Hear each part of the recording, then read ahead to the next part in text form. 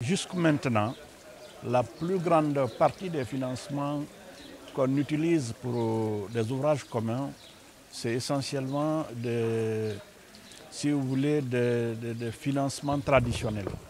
Et nous avons voulu nous mettre ensemble pour que les spécialistes des financements innovants nous parlent des financements innovants et de l'avantage qu'on peut en tirer pour réaliser des ouvrages communs et dans l'intérêt des États membres des organismes de bassin. Ici aujourd'hui, il y a beaucoup d'organismes de bassin qui sont là aujourd'hui, et organismes de bassin qui se réunissent dans le réseau africain des organismes de bassin et dans le réseau international des organismes de bassin.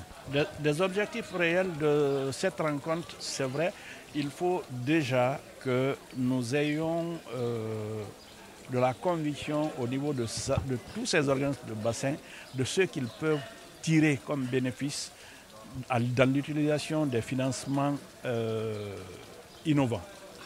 Parce que financement innovant et financement traditionnel, il y a tout un fossé.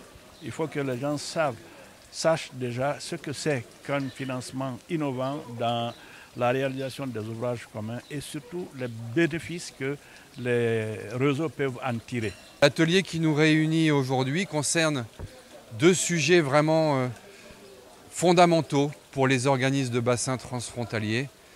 D'abord le sujet des ouvrages communs ou d'intérêt commun. L'OMVS est un des rares organismes dans le monde à avoir de tels ouvrages, tels que celui de Diama, qui est pas loin ici de Saint-Louis, mais également Manantali, Fellou et Gouina, qui sont partagés entre ces États membres.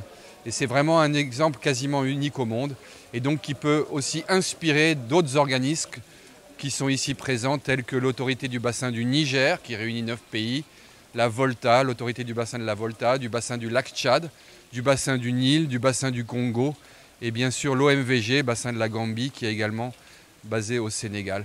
Et le deuxième sujet, c'est les financements innovants, puisque c'est toujours un peu compliqué de trouver des sources de financement. Bien sûr, on peut faire appel à des bailleurs de fonds internationaux, mais tels que la Banque mondiale, la Banque européenne, la Banque africaine, et l'AFD, mais il est intéressant aussi d'avoir des sources de financement autonomes et pérennes internes aux organismes de bassin.